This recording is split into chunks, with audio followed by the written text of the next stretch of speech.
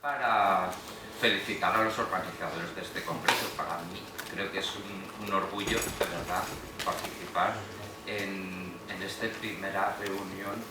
Para mí es una novedad sobre el CDKL5, es algo que he aprovechado pues también para ponerme al día, porque es imposible estar al día de todo lo que se va desarrollando y todo lo que va saliendo gracias a las nuevas técnicas genéticas y gracias a la pericia de todos los profesionales que tenemos, sobre todo en la sanidad pública. Nosotros también, pero en la pública es que conozco muchos profesionales que hay que quitarse el sombrero, porque viven para ello. Bueno, palabras que no pensaba plantear. Empecemos por el principio. Fue allá por el año 2004, es decir, hace 21 años, ya es la antigua mayoría de edad, cuando se descubrieron las primeras mutaciones en CDKL5 como causa de un trastorno grave del neurodesarrollo, con distintos tipos de epilepsia. También hay que reconocer que justo el año anterior, otro grupo, no solamente los australianos han trabajado en esto, precisamente había propuesto que las alteraciones de este gen podían causar al menos espasmos de lactantes, porque habían demostrado que este mismo gen estaba introducido en sendas translocaciones X con otro cromosoma, en concreto en 2 pacientes, en 2 niñas. Inicialmente, ya lo hemos visto, los veteranos lo conocíamos como una variante del síndrome de Rett. Hoy está claro que es una entidad diferente y que se clasifica dentro de las encefalopatías epilépticas y del desarrollo. A día de hoy, digo a día de hoy porque esto no para de crecer, más o menos hay establecidos cerca de 120 genes diferentes que por alteraciones génicas, por variantes patológicas, pueden causar este tipo de trastorno.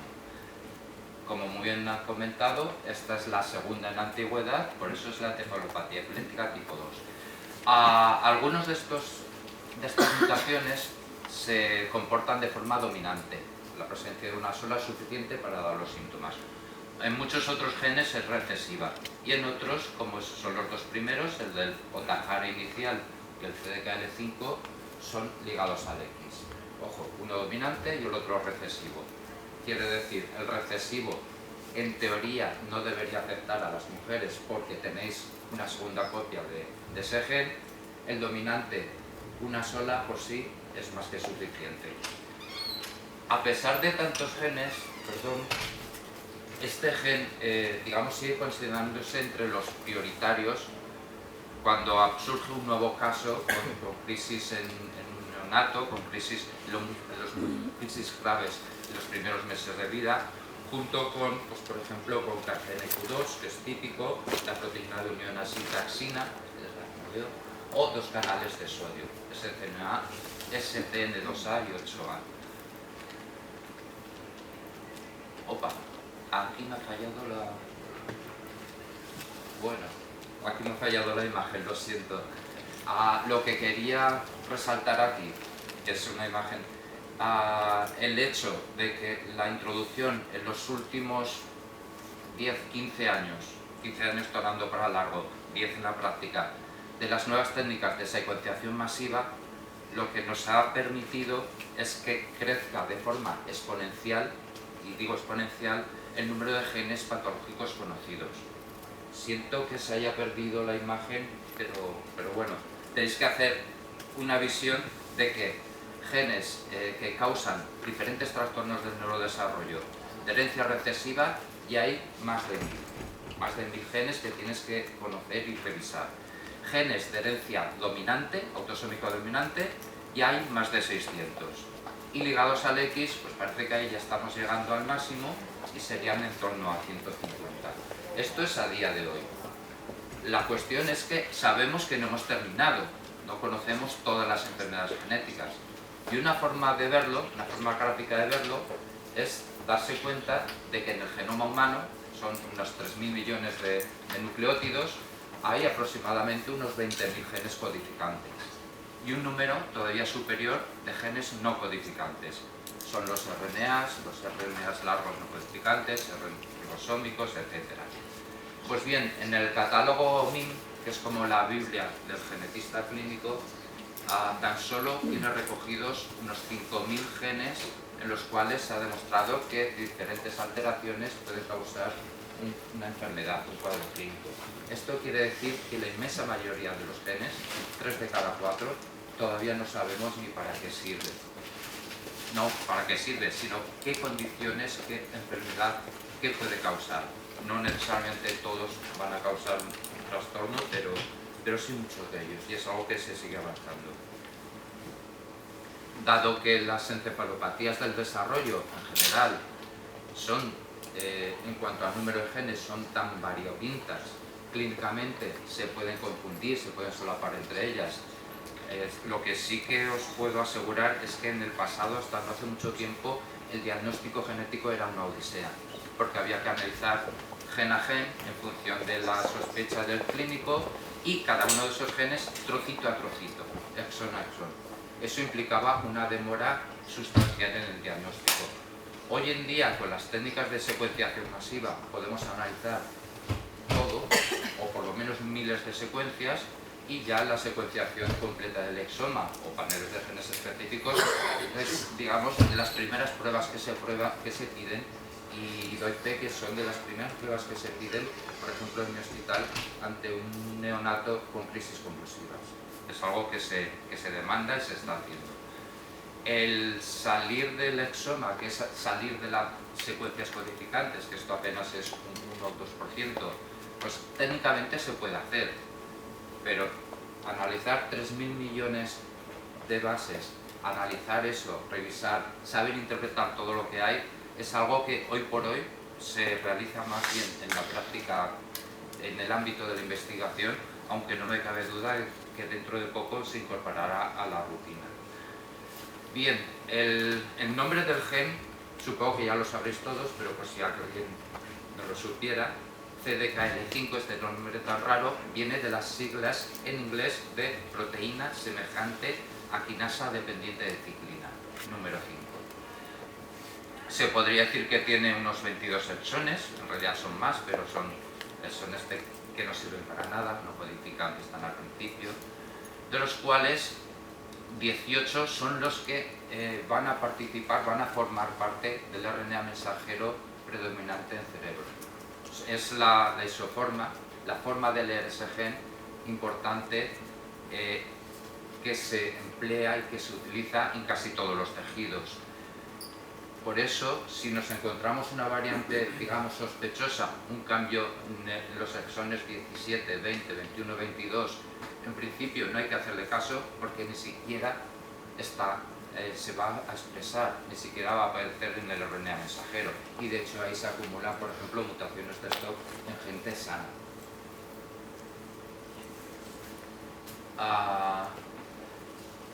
Como muy bien han comentado, este gen codifica para una proteína con actividad quinasa, es decir, que fosforila, que añade un grupo fosfo, y que el hecho de fosforilar a otras proteínas, sobre todo en determinadas posiciones, lo que hace es activarla. Es como si fuera una señal de activación a nivel molecular. De rebote, pues sabemos que va a modular la actividad neuronal y la expresión genética de muchos otros genes. La cuestión y la imagen que quiero transmitir es que, aunque no tengamos una idea completa, detallada, de todas las funciones de CDKL5, sí que tenemos muchísima información. Tenemos muchos datos que estamos ahora, digamos, más o menos encajando para hacer el puzzle y tener una idea de por dónde van los tiros.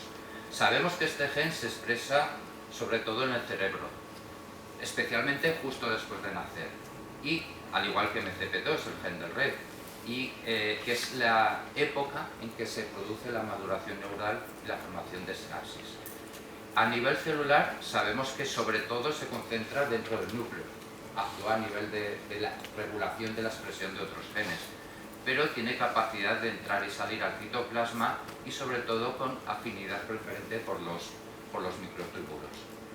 Se han hecho diversos estudios, tanto con ratones knockout, o sea, con modelos animales en los que se ha eliminado toda copia funcional del gen, y también se han hecho estudios con neuronas humanas derivadas de células madre inducidas.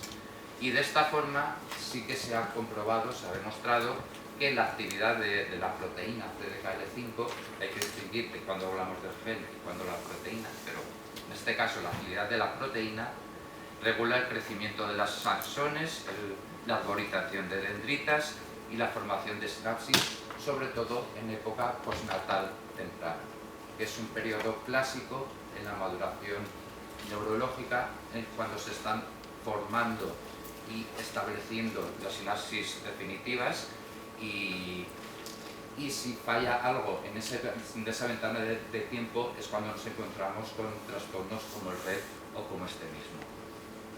Sin embargo, también hay cada vez más evidencias de que este gen también tiene su función en el mantenimiento de la actividad en cerebros maduros. En cuanto a las proteínas activadas por este gen, nadie puede decir exactamente cuáles son todas, pero sí que hay muchos estudios, y sobre todo este es recomendable, donde además validan toda una serie de proteínas que son activadas por CDKL5, y al analizar a qué se dedican o lo que sabemos sobre esas actividades que están activadas por CDKL5, sobre todo llama la atención un grupo de proteínas implicadas en la regulación del citoesqueleto. De forma relacionada hay genes, o sea, proteínas implicadas en los centrosomas, que nos podría hacer pensar que pudiera tener un papel indirecto en el ciclo celular, y en los cilios, que es un poco lo que estaba planteando hace un momento la pregunta, que a lo mejor a través de estas proteínas tienes un daño colateral.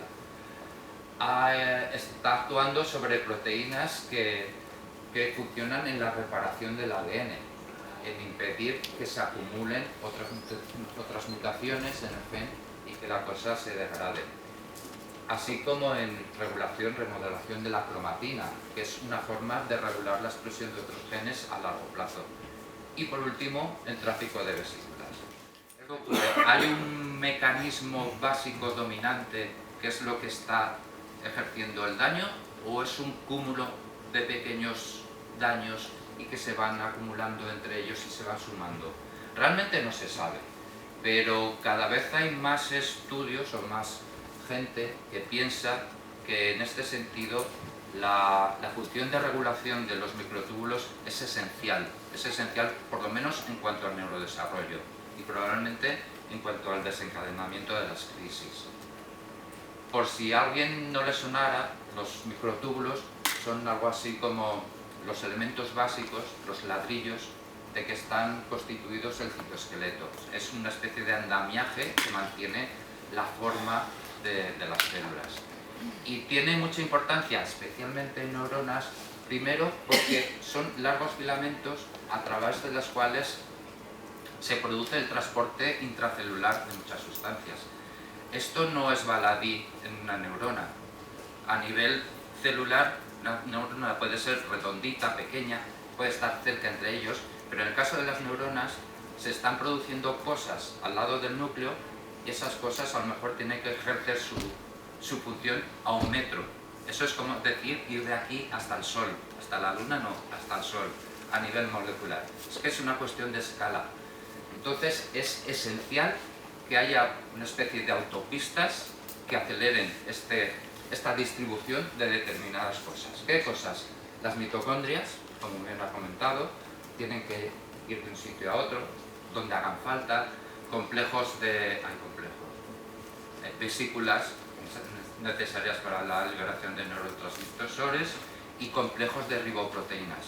Aquí me recuerda un poco a la función del gen del X frágil, que básicamente es una proteína que lo que hace es unir otros mensajeros, RNAs mensajeros que, digamos, esa proteína no hace mucha función en medio del citoplasma, entonces lo que hace es unirlos, mantenerlos inactivados, transportarlos hasta donde son necesarios, que puede ser el final del axón o cerca de donde están las espinas dendríticas, y ahí es donde se traduce ese mensajero, donde realmente hace falta.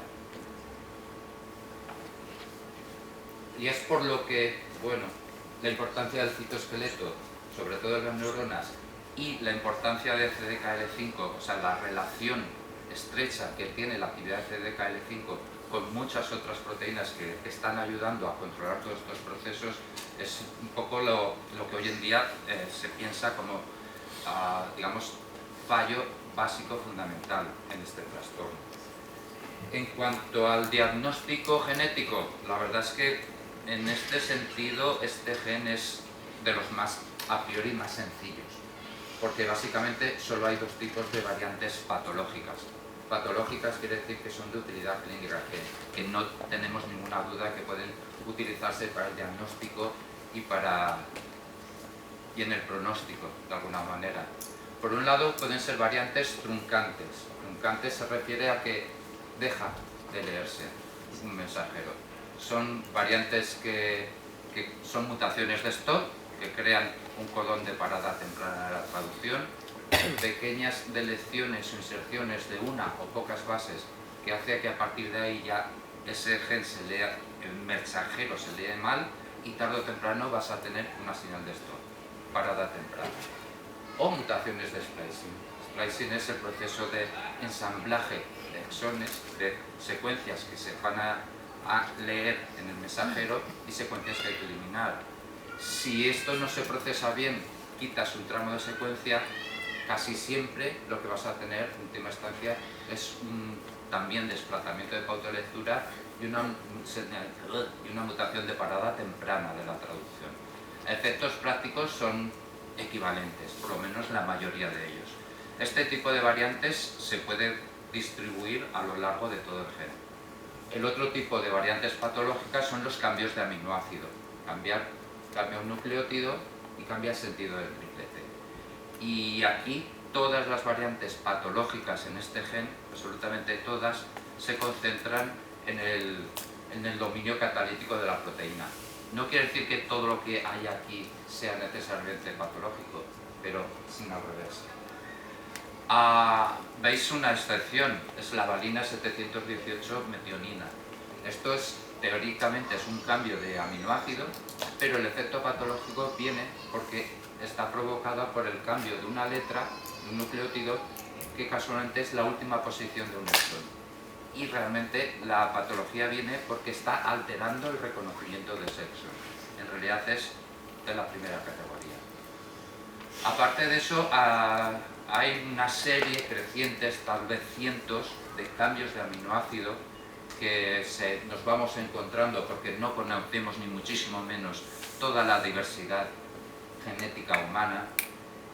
Muchos de ellos son raros, algunos afectan a posiciones, aminoácidos que están bastante conservados, que puedes tener sospechas de que eso puede tener alguna consecuencia, pero estrictamente son variantes de significado incierto. No se ha demostrado que eso cause ninguna alteración, tampoco podemos descartar que puedan ser mutaciones leves, que puede dar incluso un fenotipo, que no es completo, es lo que algunos proponen, y estrictamente, por pura prudencia, lo que se recomienda es no darles una utilidad clínica, no considerar que es una variante diagnóstica y mucho menos utilizarlo como un marcador para predecir en un futuro diagnóstico prenatal.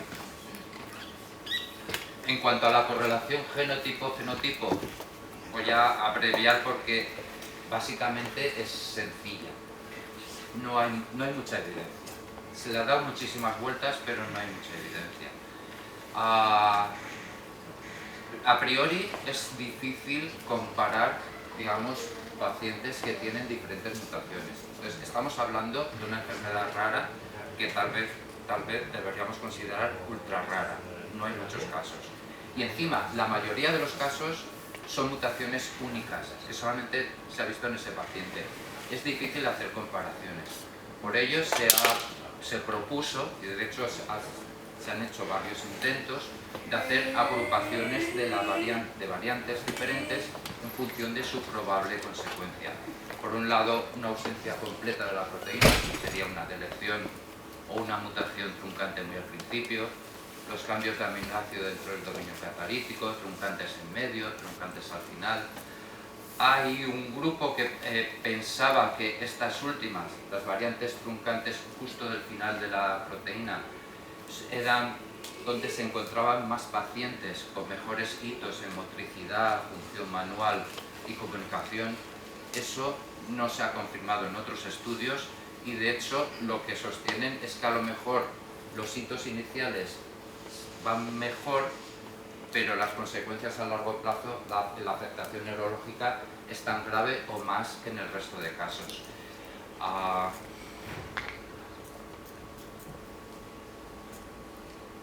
Perdón porque debería haber empezado por esto. Se ha discutido mucho lo de la correlación. La idea básica es que es difícil de demostrar.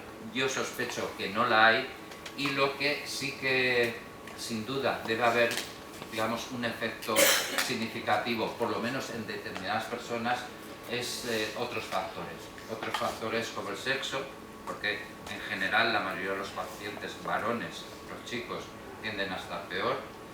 Pacientes como el patrón de inactivación del cromosoma X en cerebro, el hecho de que la mayoría de las pacientes sean niñas y que está en este gen, hace que durante el principio del desarrollo en cada célula se marca uno de los dos cromosomas que es el que va a permanecer inactivo. Digamos, de los más fiables es el del grupo australiano, de McKay, que lo que hacen es utilizar la base de datos internacional sobre el factor CDKL5 y seleccionan solamente aquellas variantes recurrentes, es decir, mutaciones que se repiten al menos en 3 pacientes distintos. Entonces ya tienen como al menos unos cuantos grupos para comparar. Aquí lo que encuentran en este estudio es que algunas variantes parece que asocian un fenotipo menos grave. Serían, por ejemplo, la mutación de Stoff en posición 550 o esta que está ahí en medio, y otras parece que asocian un fenotipo un poquito más grave, sobre todo cambios de aminoácido en la posición 178 y también esta mutación de Stoff. Sin embargo, cuando vemos la gráfica de las puntuaciones, el score que desarrollan para hacer esta comparación, estos análisis estadísticos, yo lo que veo es muchísimo solapamiento. Es un continuo, no son muchos pacientes dentro de cada clase y yo sospecho que esto estadísticamente tiene poca robustez. Y aparte de eso, lo que se me hace muy raro es pensar que no acabo de encontrar ningún motivo, absolutamente ninguno, de por qué una mutación de Stoff en posición 559 el efecto es más grave que otra posición de Stoff que está justo al lado. La consecuencia a nivel de proteína es prácticamente el mismo. Además, las dos están en medio de un exón. No acabo de encontrarle un fundamento biológico.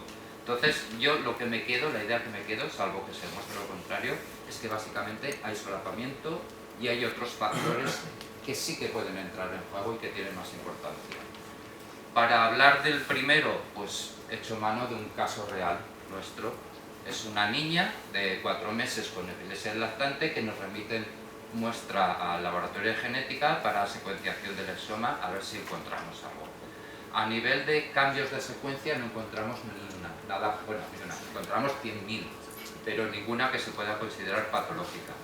Sin embargo, al hacer el análisis de CNVs, es decir, buscar deleciones o duplicaciones, es hacer un análisis, un contaje cuantitativo del número de lecturas por exón, nos encontramos que hay una disminución significativa de las secuencias correspondientes a los exones 4 a 14 del gen CDKL5. Esto, pues como era hace tiempos no había tampoco programas estandarizados, sino que era un análisis casero, literalmente casero, manual, se confirma mediante otra técnica, en este caso es el de MLPA, que tenemos sondas para cada uno de los exones y nos permite medir con exquisitez la dosis.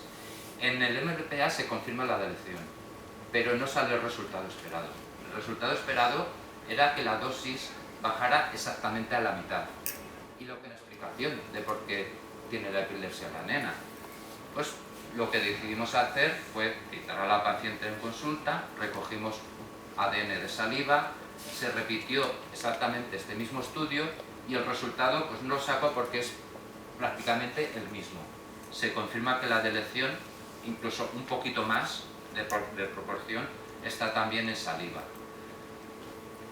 El hilo argumentario de todo esto es que por el hecho de haber encontrado células de diferente origen embrionario, porque las células de la sangre son de origen mesodérmico, las células de la saliva son de origen ectodérmico. Esto nos permite deducir, concluir que esa deleción surgió de forma muy temprana en el desarrollo, antes de la diferenciación de las distintas hojas embrionarias. Y está también en hoja embrionaria ectodérmica. Por tanto, es más que esperable, aunque no hayamos podido estudiar, analizar el tejido importante que es el cerebro, pero se puede deducir, se puede concluir tranquilamente que esta deleción se encuentra también en células del sistema nervioso y que es el motivo por el cual le causa. Estas variantes en mosaico no somos los únicos, no somos los primeros ni seremos los últimos en encontrarlas, y de hecho se han descrito varios casos, en concreto pues, con algún paciente varón, que por el hecho de que tiene la mutación en mosaico ven que asocia un fenotipo más leve. Es lógico, cuantas menos células tienen una mutación, pues lo más normal es que tengan menos síntomas.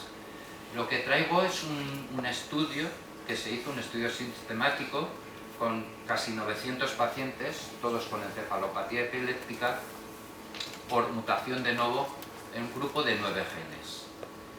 Y lo que encuentran es que en general, bueno, en todos se encuentra alguna mutación en mosaico, la llegan a confirmar, casi un 4%, pero lo que resulta más llamativo es que precisamente este gen, CDKL5, es el que más frecuentemente presenta estas mutaciones en mosaico, casi 1 de cada 10 pacientes. Esto sí que es un factor que puede tener relevancia clínica. Y lo que más me llama la atención, en los varones el porcentaje de mosaicismo sube al 32%. Esto a mí, no lo he visto descrito en ninguna parte, pero a mí lo que me hace sospechar es que el mosaicismo es mucho más frecuente de lo que hasta ahora se ha descrito. ¿Por qué? Porque no conozco ningún mecanismo que justifique por qué en un embrión, si es varón, es más probable que surja una alteración en mosaico. Si es hembra, es menos probable. No tiene sentido. Lo que sí que sé con certeza es que en los varones solo tenemos una copia del gen y es mucho más fácil detectar el mosaicismo. Mucho más fácil porque tú esperas que si encuentras una variante esté en todas las lecturas, en el 100%. Si las encuentras 3, 4, 5 que tienen la secuencia normal, dices, ostras, esto ha surgido después de que se produjera de forma postigótica, no quería decirlo así, pero bueno. Entonces, la sospecha, pero es una sospecha, que a lo mejor este 24 o 32% de mosaicismo que ocurre en pacientes varones, a lo mejor ocurre en todos, porque en niñas tú lees lecturas y ves, digamos, 47 lecturas con una mutación y 53 con la secuencia normal, no le das importancia porque eso es algo variable, es algo que no te puedes fiar, no lo vas a detectar. Pero yo sí que he visto, y seguro que Judith también, varones con una mutación de una enfermedad ligada al X, que tradicionalmente se decía heredado de la madre, y resulta que el chico tiene la mutación con un restito de células de secuencias normales. Eso nos permite tener la tranquilidad de que es algo que ha surgido en él, que ha surgido de forma postigótica, y no adelanto más. Bueno, último bloque, consejo genético reproductivo. En principio, el patrón de herencia de las variantes en este gen es, más o menos ya lo hemos dicho, ligado al X, es obvio, está en este cromosoma, y dominante, que quiere decir que la presencia de una sola mutación, aunque sea en una de las dos copias del gen, es suficiente para causar enfermedad. Por tanto, no esperamos a priori que haya portadores sanos, portadores asintomáticos. La consecuencia es que casi todos los casos son esporádicos, no hay familiares en el entorno familiar cercano y se debe a mutaciones de novo. De hecho, en general, para el conjunto de los trastornos de neurodesarrollo, por lo menos los de causa genética, en nuestra serie, al igual que en todos los países occidentales, la inmensa mayoría de de las alteraciones genéticas que te causan un trastorno del neurodesarrollo son mutaciones de novo. Una pregunta habitual en la consulta de genética por parte de los padres: ¿por qué? ¿Por qué mi hija tiene esta mutación de novo? ¿He podido hacer yo algo, o he tomado algo durante el embarazo, o por el hecho de estar trabajando en, no sé, una gasolinera, o por algo que haya podido facilitar la aparición de esta mutación? Por mi parte, la respuesta es siempre no. Sabemos que las mutaciones de novo tienen un origen, digamos, endógeno, y que realmente, y es lógico, yo como biólogo, la vida está programada para cambiar, para ser flexible. No sería concebible que hubiera surgido la especie humana si no existieran las mutaciones, los cambios. Entonces, mutaciones hay, y de hecho se estima que cada persona de esta sala tiene en promedio casi 80 mutaciones de novo, es decir, 80 cambios en la secuencia del ADN que ni está en su padre ni está en su madre, son suyos propios, han surgido con él. ¿Qué pasa? Que la inmensa mayoría de estos cambios, digamos, no tiene ninguna consecuencia. Pues un cambio que está en una secuencia intergénica, en una zona que no importa, en una secuencia intrónica, puede ser cambio benigno, pueden ser sinónimas, incluso pueden ser variantes patológicas, pero me ha faltado la primera figura. La inmensa mayoría de los genes en realidad tienen un tipo de herencia recesivo, con lo cual una sola variante patológica, si en la otra copia del gen no coincide con una mutación, pues va a ser una persona sana, sin síntomas. La inmensa mayoría de las mutaciones de novo no trae a corto plazo ninguna consecuencia, solo cuando coincide en una zona especialmente sensible, etc. Y esto es lo que nos acontece con estos niños. Entonces el consejo genético a priori es sencillo, ¿no? Si la causa es una mutación de novo, el riesgo de que se repita, es decir, de tener un segundo hijo con la enfermedad, es bajo. Sí, salvo que hay casos que sí que se puede heredar. ¿Cuándo?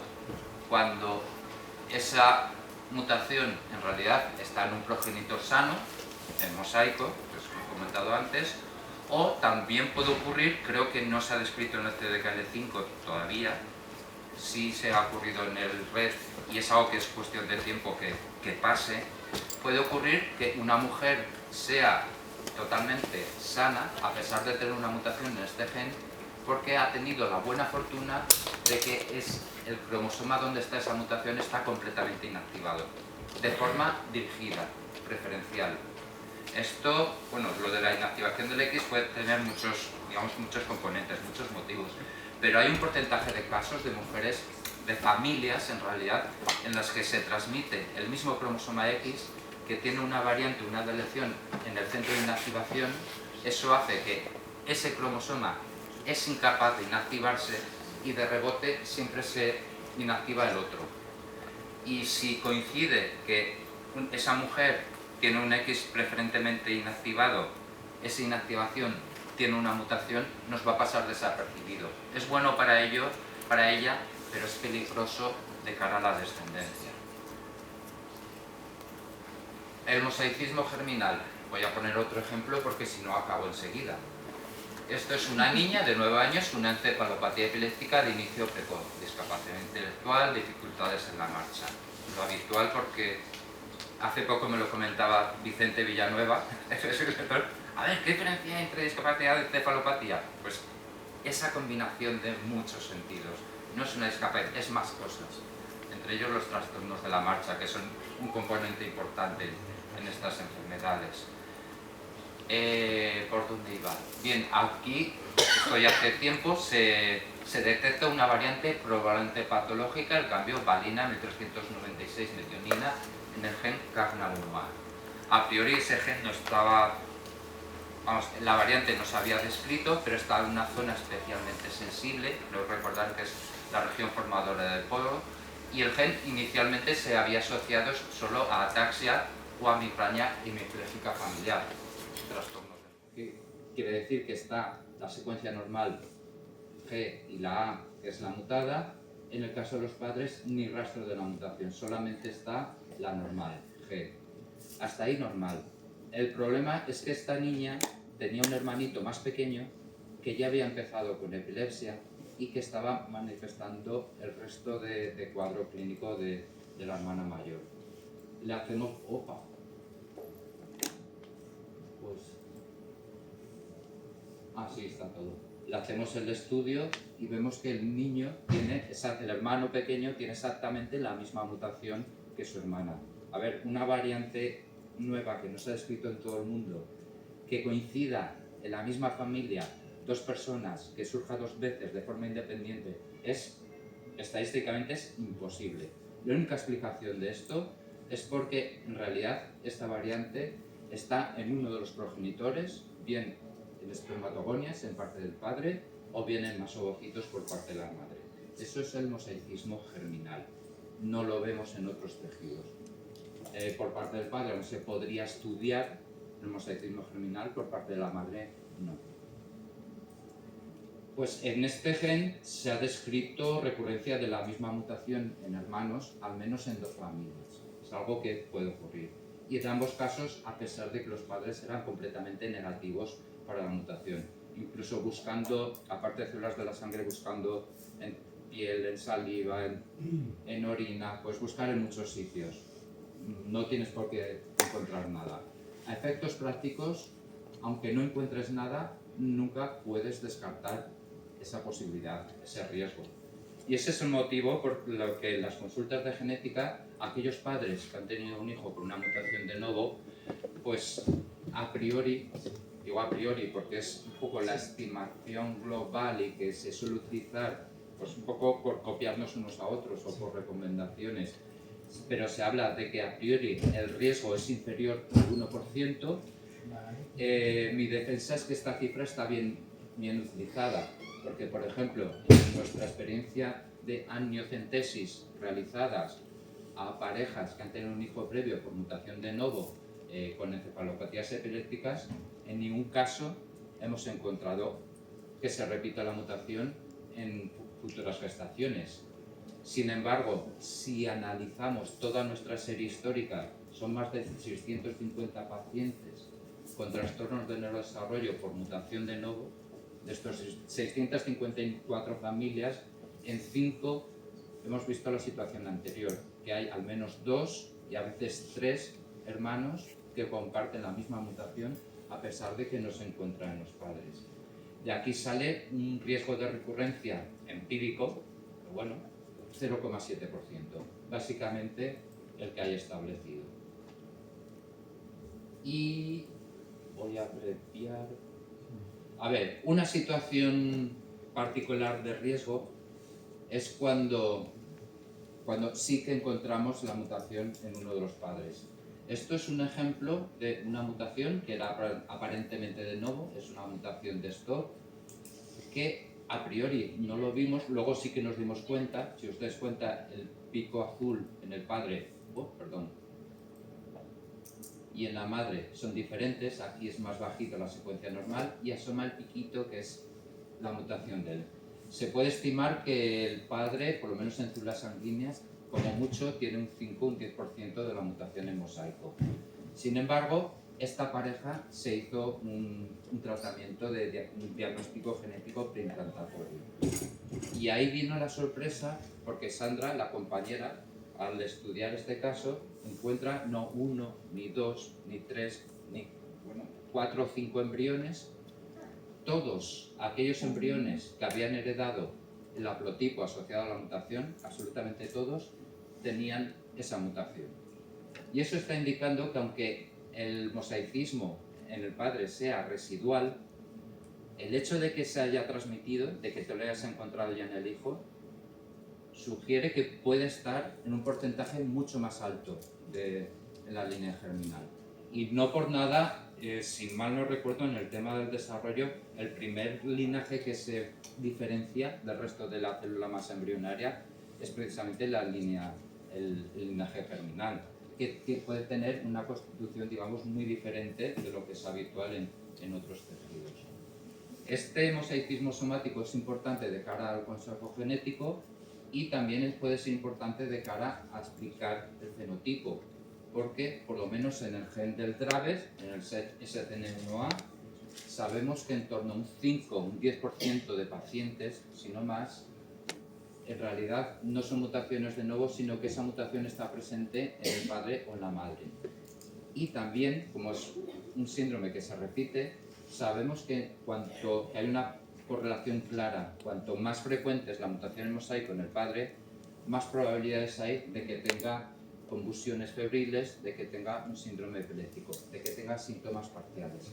Esto debería ser un motivo de alarma en cuanto se diagnostica un hijo, un niño con una encefalopatía epiléptica, es preguntar si el padre o la madre tienen antecedentes de epilepsia, por lo menos de pequeños, que a veces es porque puede ser un signo de que realmente en él está presente. Sobre todo me refiero a parejas jóvenes que se planteen tener más hijos. El caso es que esto es otro caso real, donde la madre encontramos la misma mutación en un porcentaje mucho más bajito que el niño, pero esa madre de pequeña tuvo crisis febriles y posteriormente desarrolló una epilepsia generalizada que todavía hoy sigue en tratamiento. Entonces, a efectos prácticos, en aquellas parejas que consideramos de bajo riesgo porque no hay rastro de la mutación en ellos, en los padres, se les recomienda siempre, luego cada cual decide, pero se les recomienda siempre una amniocentesis, que es extracción de líquido amniótico mediante aguja fina guiada por ecografía, que tiene el inconveniente que es un poco tardío, porque es a partir de la semana 15 o 16, no se debe realizar antes, pero tiene la gran ventaja de que es un procedimiento muy seguro. Posiblemente el riesgo de pérdida fetal, como mucho, sería pues, en torno a 1 de cada 1000. Y es por lo que se recomienda a parejas de bajo riesgo, donde no esperas que se vaya a repetir la enfermedad. En las otras, en el caso de que se pueda y deseen un diagnóstico prenatal, lo recomendable sería una biopsia de corión, que es recoger una biopsia, una muestra de las vellosidades coriales. La parte de la placenta tiene la misma dotación genética que el feto, tiene la gran ventaja de que se puede hacer de forma más precoz a partir de la semana 11 o 12 y tiene el pequeño inconveniente de que el riesgo de pérdida fetal es más alto que en el caso anterior. Y este es el motivo por el cual solamente se recomienda en parejas de alto riesgo. Sabemos que a priori es más probable que nos encontremos un resultado positivo, en el sentido de encontrar la mutación, y es prioritario averiguarlo cuanto antes. La otra posibilidad es no hacer nada, evidentemente, esto es lo que tenemos que decir. Pero la otra posibilidad que podamos hacer por nuestra parte es el test genético preimplantacional. Básicamente es hacer un estudio genético en células procedentes de un embrión, estrictamente un preembrión, porque todavía no son células ni siquiera diferenciadas, para seleccionar aquellos preembriones que sean sanos para la transferencia. Por ley solo se puede aplicar a parejas con riesgo de transmitir una enfermedad genética grave, inicio precoz y que no tenga tratamiento, y en los cuales la causa genética sea incontrovertible, esté clara, haya una mutación que sin duda es patológica o al menos probablemente patológica. El requisito, por lo menos en la seguridad social, es que al menos un miembro de la pareja ha de ser portador de la mutación.